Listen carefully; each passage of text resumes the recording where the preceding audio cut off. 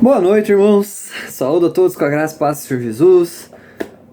Hoje vamos pro penúltimo vídeo do capítulo 1 de Apocalipse. Quase acabando, vai dar, se somar tudo, acho que vai dar 1 hora de vídeo. Mas vamos lá, é muita coisa para falar. Isso que a gente não chegou nem na parte que começa a folia, as partes que a gente se interessa, né? Saber sobre arrebatamento, tribulação, 7 selos, essas coisas todas. Mas a gente chega lá. Vamos lá, capítulo 1, versículo 11. Dizendo, eu sou o Alfa e o Ômega, o primeiro e o último, e o que vês, escreve num livro e envia-o às 7 igrejas que estão na Ásia, a Éfeso, a Esmirna, a Pérgamo, a Tiatira, Sardes, Filadélfia e a Laodiceia. Essa palavra escreve, na gramática grega, está dizendo para ele escrever no mesmo momento, enquanto ele estava tendo a visão, não depois. Era uma ordem, porque a tendência seria que João ficasse ali imerso na visão, né? Na tudo que estava acontecendo e ficasse só vendo o que tá, né? O que se passava. Por isso que Deus ordenou para ele escrever enquanto ele tinha toda aquela visão. Como funcionou a dele estar vendo tudo aquilo e escrevendo, não faço ideia, mas Deus consegue. Versículo 12. E voltei-me para ver a voz que falava comigo. E voltando-me, vi 7 castiçais de ouro. Tradução meio ruim, né? Não tem como ver uma voz. João estava tentando ver quem falava com ele, né? Esses castiçais são a representação simbólica das 7 igrejas. É a função de um castiçal dar a luz. Assim como é a da igreja, né? A sua função é ser a luz do mundo. Mateus 5, 14 a 16. Você é a luz do mundo. Uma cidade construída sobre uma colina não pode ser escondida, nem se acende uma lâmpada e a coloca debaixo de uma tigela. Em vez disso, eles o colocaram no suporte e ele ilumina todos os que estão na casa. Da mesma forma, deixe sua luz brilhar diante dos outros, para que vejam suas boas ações e glorifiquem seu Pai que está nos céus. E a igreja somos todos nós, né? Então espalhe a palavra, fale sobre Jesus, brilhe nesse mundo escuro.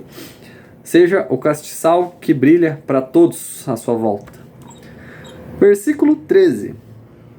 E no meio dos 7 castiçais, um semelhante ao filho do homem, vestido até aos pés de uma roupa comprida e cingido pelo peito com um cinto de ouro. João viu uma pessoa que era como o filho do homem, né? Esse título foi Jesus quem deu a si mesmo, Mateus 18, 11, porque o filho do homem veio salvar o que estava perdido. Mas o porquê que desse título? A palavra filho, ela é usada pelos judeus de duas formas, a literal e figurada, né? Por exemplo, eu sou filho do meu pai, literalmente sou o filho homem do meu pai, então, forma literal. Já na forma figurada, quando uma pessoa tinha uma qualidade peculiar, né, interessante ou única, ela seria chamada de filha daquela qualidade. Um exemplo é no Antigo Testamento, né? Os filhos de Belial, né? Belial significa ali o perverso, o inútil. Então, quando uma pessoa era assim, elas eram chamadas filho de Belial. Juízes 19, 22. Ora, enquanto eles se alegravam, eis que alguns homens da cidade, alguns filhos de Belial, cercaram a casa, bateram a porta e falaram ao dono da casa, o velho, dizendo, traga para fora o homem que entrou em sua casa para que o conheçamos. Então, Jesus se chamava assim para fazer as pessoas pensarem, né, ali olharem para ele e verem que ele tinha as características de um homem, né, as qualidades de um homem. E fazendo isso, ele deixava implícito que ele era muito mais só um homem. Por que, né, tem as qualidades, todo mundo tem as qualidades de um homem, né? Por que ele precisava dizer isso? Porque significa que ele não era só um homem. Né? Porque ele fazia coisas que homens não fazem. Ele curava, expulsava demônios, ressuscitava mortos, coisas nunca feitas antes. E por que João viu alguém como Jesus? Porque Jesus estava agora diferente, né, de quando ele andou na terra. Agora ele está com seu corpo glorificado. Agora está como era antes de se esvaziar da sua divindade. Filipenses 2, 6 a 7. Embora ele fosse Deus, ele não pensou em igualdade com Deus e como algo para se agarrar. Em vez disso, ele abriu mão de seus privilégios divinos, ele assumiu a posição humilde de um escravo e nasceu como ser humano. Né? Então, ele se tornou diferente, se tornou um pouco mais humano, por assim dizer, de aparência. E João o viu vestido diferente, né? É igual ao sumo sacerdote do Antigo Testamento, porque agora Jesus está realizando seu ministério de intercessão, está realizando seu ministério como sumo sacerdote. Hebreus 7, 24 a 26 fala assim: Mas como Jesus vive para sempre, seu sacerdócio dura para sempre. Portanto, ele é capaz de uma vez por todas, salvar aqueles que por meio dele se chegam a Deus. Ele vive para sempre para interceder junto a Deus em favor deles. Ele é o tipo de sumo sacerdote de que precisamos, porque é santo e irrepreensível, sem mancha de pecado. Ele foi separado dos pecadores e recebeu o lugar de honra mais elevado no céu. Então, qual que é a função de Jesus como sumo sacerdote? 1 João 2:1 explica, dá a resposta. Meus queridos filhos, escrevo-vos isso para que não pequeis, mas se alguém pecar, temos um advogado que defende a nossa causa perante o Pai. Ele é Jesus Cristo, aquele que é verdadeiramente justo. Então, essa é a função, ser um advogado para nos defender. E como que ele faz isso? Hebreus 7:22. Portanto, Jesus se tornou fiador de melhor testamento.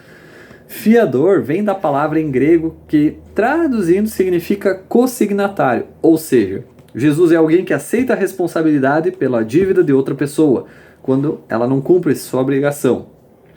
Em outras palavras, Jesus pagou pelos nossos pecados para que a gente não precisasse. Deus é um Deus justo, o pecado tem que ser pago, e ele segue suas próprias regras, ele é justo, faz tudo legalmente.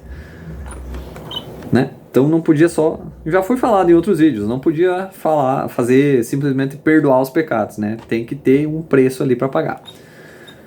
Versículo 14. Sua cabeça e seus cabelos eram brancos como lã, brancos como a neve, e seus olhos eram como chama de fogo, né? Essa é a visão que João estava tendo agora, né? Bem diferente de como Jesus era, como andava como humano. E era uma visão muito parecida com a que Daniel teve de Deus. Daniel 7:9. Enquanto eu olhava, tronos foram colocados no lugar, e o ancião de dias sentou-se. Suas roupas eram brancas como a neve, o cabelo da sua cabeça era branco como lã, seu trono estava em chamas e suas rodas estavam todas em chamas. Então a visão é muito similar porque Jesus é Deus, estava com Deus no início. Na cultura judaica, ali, o cabelo branco significa dignidade e sabedoria, né, acumulada de anos de experiência. Olhos ardentes mostram a visão interna de Jesus na alma humana, seus olhos queimam na nossa alma e ele tem, né, a habilidade de ler nossos pensamentos, emoções, intenções do coração e, enfim. Vamos deixar por aqui para não ficar muito mais comprido e só mais um vídeo para nós terminar o capítulo 1. Então, Deus abençoe a todos, pessoal.